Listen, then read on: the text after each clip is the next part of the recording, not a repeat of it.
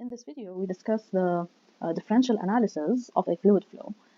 Previously, in the previous chapters, we were considering in chapter 5 and 6 the control volume equations, which gave us some conservation laws. And these conservation laws, we were able to use them in order to obtain some overall features of the flow, such as the flow rate, the forces that are involved in a certain region. Now, however, in what you have studied so far, the interior of the addressed control volume was not needed at all in our study. We can say it was not addressed, and this, however, makes our study limited. Why? Because we actually have no idea of the velocity distribution and the other kinematic properties of our fluid, such as pressure. These are the field vectors we have addressed previously in chapter 4, and back then we're using the material derivative in order to study some of the kinematic properties, but we essentially needed some vector field to start from. So for example, we were given the velocity field vector, and then we used that in order to find the acceleration using the material derivative. So we needed some kinematic equation to start from. However, in this chapter, we're going to use some flow domain differential equations.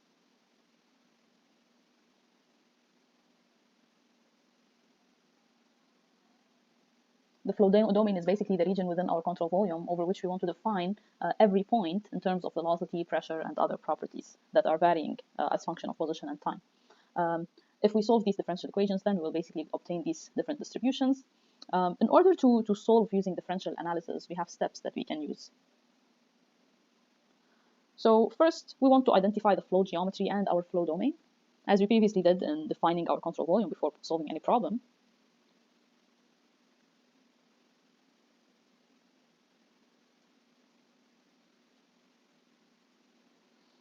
Next, we have to list our assumptions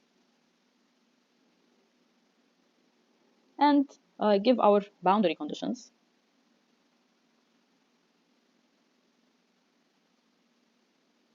So sometimes, for example, we assume that the velocity we're looking for is linear, let's say.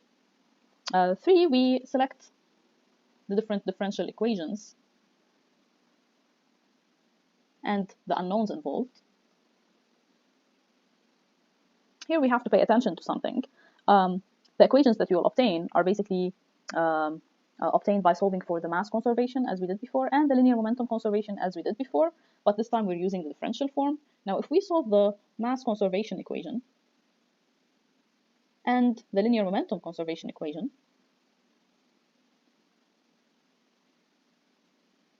we will be able to obtain our unknowns, which are the velocity as a field vector and the pressure for this given flow field. One remark, if we look at these two conservation laws, we'll notice that these will give us 4 equations, because the mass conservation is one equation, but the linear momentum conservation can be applied along 3 dimensions.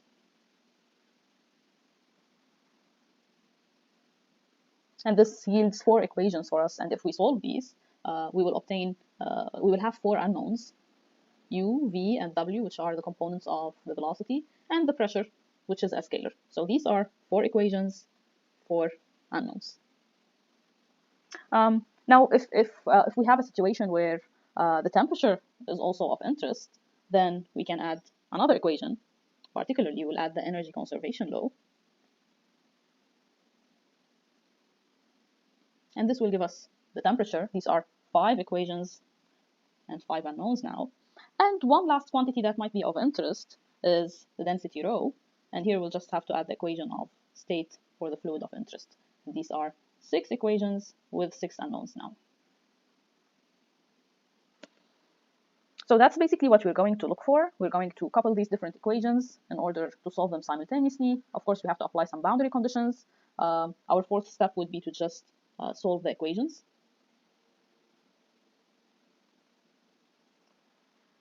And then we will obtain our quantities of interest. Now, these equations, of course, can be solved analytically for simple problems, or we can use computational methods. Here we have a well-known branch, which is the computational fluid dynamics, in which we have no limits for the complexity of problems. In this table, I give you the difference between what you are studying in chapters 5 and 6, in which we are always basically focusing on defining a control volume, whereas in this chapter, we are defining something called the flow domain, in which we now are interested in the fluid itself. And then you can see how in the control volume study, we're always studying just some overall features, some forces that we have. However, now we are obtaining flow properties themselves, like velocity, pressure, temperature, and density. And these information can be directly obtained from this differential analysis. So the first equation we're going to derive in the differential form is the conservation of mass. Recall from chapter 5, the integral form for the conservation of mass was given by this expression, in which the first term gave us the rate of change of the mass within the control volume with respect to time. This is d by dt, integral over the control volume of rho times dv. The second term that we had in our equation is the net rate of mass flow out of the control volume through the controlled surfaces that define the boundaries of our control volume. And this term was integral over the control surface of rho v dot n dA. So this is an integral over an area and not over a volume. We also defined the same equation, but for well-defined inlets and outlets. We had sigma m dot out minus sigma m dot in instead of the integral over the control surface.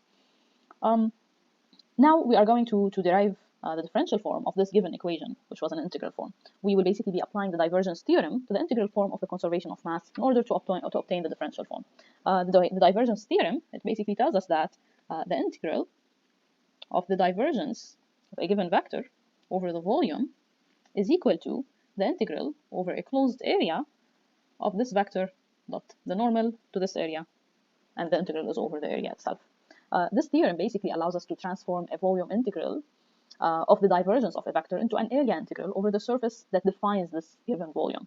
Recall that this is basically the divergence of a vector g.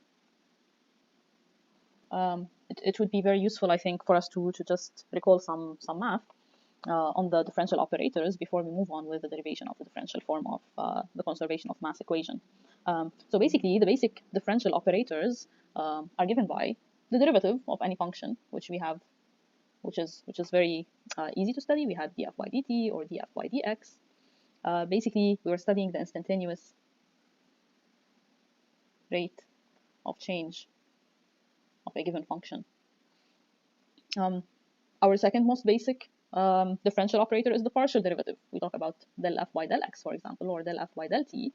This is when we have a function f which has more than one variable.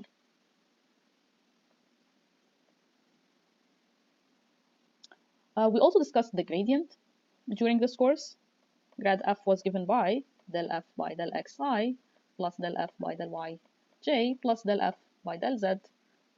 Okay. Basically, f here can be a scalar or a vector. We applied grad f a lot in our study of material derivatives, and sometimes we're applying it over the velocity, which is a vector, and sometimes over the pressure, which is a scalar. The gradient basically just gives us an idea on the instantaneous rate of change in each direction, and it can tell us which direction to travel to increase f most rapidly, for instance. And next, we can talk about the divergence. The divergence is represented by a dot, but our function here has to be a vector. The divergence is defined as del fx by del x plus del fy by del y plus del fz by del z. You can see how the output is a scalar. Basically, the divergence gives out a scalar. The new function is a measurement of how much the vector field is flowing out of a point. And it gives us basically the limit of the flux out of the surface as it is shrunk to a single point. We have used the divergence before in studying compressible flow. We were studying the volumetric strain rate, and we said that essentially we have an incompressible fluid when del u by del x plus del v by del y is equal to 0. Or basically this was exx plus eyy. Their sum had to be equal to 0. We can also talk about the curl, since we're mentioning the basic differential operators. From a vector, we can obtain a new vector which measures how much the original vector is rotating. The curl is given by curl of f. We have a cross in between the two, and it's defined by del fz by del y minus del fy by del z along I plus del fy by del z minus del fz by del x along j plus del fy by del x minus del fy by del y, sorry, del fx by del y along k. And this simply just checks for us whether a certain vector is rotational, and we define this in the vorticity vector, which we said it was found from the curl of the velocity. So basically, we're just interested in the divergence for now with its formula, which is given here. We're going to use this after applying the divergence theorem on the control surface. So going back to our differential form, which we are trying to derive, starting with applying the divergence theorem. So we're going to apply the divergence theorem on the control surface integral of the conservation of mass equation. Our control surface integral is basically this term here. So we're going to apply the divergence theorem on this term in order to try to find the differential form of the conservation law. So our integral over the control surface from our conservation law tells us that the integral of rho v dot n dA can be converted by the divergence theorem into an integral over the control volume over the divergence of rho v dV. Pay attention that this is a volume, whereas this is a velocity. So now we can plug our new term, which we found from the divergence theorem, and just plug it into our conservation law here. This will give us d by dt integral of rho dV plus integral of the divergence of rho v over dV. So now we have two integrals which are both over the control volumes. We can actually combine these into one integral over the control volume. So we'll have an integral over the control volume of del by del t of rho dV. Actually, we can leave this dV till the end, plus the divergence of rho v, and this is over dV now. Now, from our conservation law, we know that this is equal to 0, and then essentially, the inside of this integral will have to be equal to 0 for this equation to be satisfied. So we'll obtain the following equation. And this is basically our differential form for the conservation of mass equation. This is actually also called the continuity equation.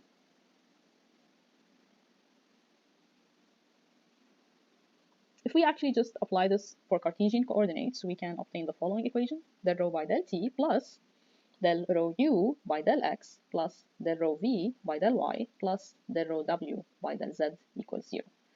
This is the form of our continuity equation for Cartesian coordinates. We can now apply an example problem on the equation that we have just obtained, and you'll see how we can use this equation in order to start finding quantities that define the fluid itself and its flow.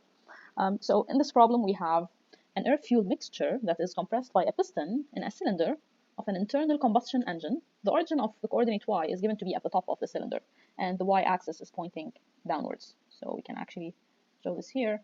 Here y is equal to 0. And here we are given that y is equal to this L bottom. This is the distance, the initial distance between the piston and the top of our cylinder. The distance L between the top of the cylinder and the piston decreases with time according to the following linear approximation. So the piston is moving at a constant speed, so the distance between the piston and the top of our container is going to be decreasing. It will be the initial separation, which is L bottom, minus Vp times T, where Vp times T is equal to the distance covered by the piston. So basically, we are given the sketch, we can see it here. We're given that at t equals 0, the density, rho, is equal to rho of 0. And it's everywhere the same, so we can say this is a uniform density. It does not depend on position. We want to find the density of the air-fuel mixture as a function of time and the given parameters during the piston's upstroke. We're also given that the components of the velocity of the fluid are given by u equals 0, v equals minus vp over ly, also a linear function, and w equals 0. So our velocity for the fluid is only along the y direction only. So I will start with our equation, del rho by del t plus del rho u by del x plus del rho v by del y plus del rho w by del z equals 0. This is our continuity equation. We know that we don't have x or z components, so our equation becomes del rho by del t plus del rho v by del y equals 0. Now we can see that v is equal to minus vp over L times y. Let's check our density equations. Our density is only a function of time. This is worthy of knowing because we were told it's the same everywhere, it's uniform. So it's worthy for me to write it as a function of time, because then actually I can take it outside my derivative, which is with respect to y. I obtain this equation. I can now substitute v. V is equal to minus vp over L times y. So deriving this with respect to y is quite straightforward. We obtain the following equation, and now I can rearrange to separate rho from the other variables. I'll obtain del rho over rho is equal to Vp over L dt. Now it's very tempting for us to just put an integral here and here. However, this is wrong because L here is a function of time. So it has to be included in the integral because L is equal to L bottom minus Vp times t. So we have t in the expression of L. So we have to proceed by saying that integral of del rho over rho equals Vp integral of dt over L, which is L bottom minus Vp times t. Now we can actually try to solve our integrals. So we will obtain ln of rho over rho of 0 equals ln of L bottom over L bottom minus Vp times t. So I can just now say that rho is equal to rho of 0 L bottom over L bottom minus Vp times t. So we just found our expression of the density in terms of the quantities that were given in our equation. And obviously the density is changing with time, which makes sense. Our fluid is going to change its density as our piston compresses more and more on this fluid. Now it might be useful for us to write our expression in terms of non-dimensional terms. So I will basically just define rho over rho of 0 to be rho star. This is a non-dimensional term for the density. And I will define T star to be equal to T over L bottom over Vp. This gives me rho star is equal to 1 over 1 minus T star. This is actually very easy to plot. If we plot this function, we will see that the density is expected to be increasing with respect to time. We can solve a second sample problem in which we have a two-dimensional converging duct that is being designed for a high-speed wind tunnel. The bottom wall of the duct is to be flat and horizontal, and the top wall is to be curved in such a way that the axial wind speed u increases approximately linearly from u1 equals 100 meters per second in section 1 to u2 equals 300 meters per second at section 2. You can see the figure here. It shows us section 2 of the duct, section 1 of the duct. We can see how the bottom face is flat, whereas the top face of our duct is it's curved to obtain this variation in the x component of the velocity. So we're given the air density is decreasing approximately linearly as well from rho 1 equals 1.2 in section 1 to rho 2 equals 0.85 kilograms per meters cubed at section 2. The converging duct is 2 meters long, so the distance here between the two sections is 2 meters. We want to find the y component of the velocity, v of xy in the duct. So we want to find v. Of course, let's first check our given. We're given that the x component of the velocity varies linearly, so we can write this as cux plus u1, where we have this linear relationship. We can write it in terms of a linear relationship as a function of x, and u1, which is the initial velocity at x equals 0. To find cu, this is straightforward. We can find it from u2 minus u1 over delta x. Now, u2 is 300, u1 is 100, and delta x is 2 meters. So we can see that Cu is equal to 100. So we can write U as 100x plus U1, which is 100 as well. Similarly, we can do the same study for the density. We are given the densities at the two sections to be 1.2 and 8.5, and it's also varying linearly. So I can write rho to be equal to Cp times x, or C rho times x, plus, so we'll obtain the value for C rho to be equal to minus 0.175. So we can write rho as minus 0.175x plus rho 1, which is 1.2. So we have the two equations for u and rho. We are interested in finding v, which is the y component of the velocity, so we can proceed by studying the continuity equation. So remember, the continuity equation tells us that del rho by del t plus del rho u by del x plus del rho v by del y plus del rho w by del z is equal to 0. We can see that these two terms, this term goes away because we have this two-dimensional flow. And then we are left with the variation with respect to time, which is also 0 in this case. So we're left with just two terms, del rho u by del x, which will be equal to minus del rho v by del y. We can just substitute now the values for the densities and the velocities and do the derivative. So we will basically have to solve this derivative. Rho does not depend on y, so in my second term I can just write this as minus rho del v by del y. So if we try to solve the derivative on the left-hand side, we'll have to solve del by del x of minus 0.175x plus 1.2 into 100x plus 100. So if we derive this with respect to x, we will obtain, we will derive the first expression multiplied by the second, then derive the second multiplied by the first. I will have minus 0.175 into 100x plus 100 plus 100 into minus 0.175x plus 1.2. And then we can write our equation to be del rho v by del y is equal to minus 120 minus 17.5 minus 2 times 17.5 times x.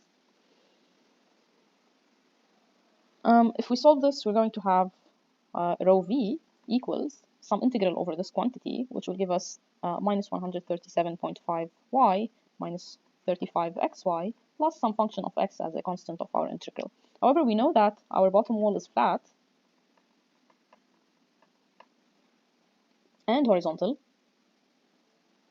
so v equals 0 for y equals 0 and any value of x, which means that f of x has to be equal to 0.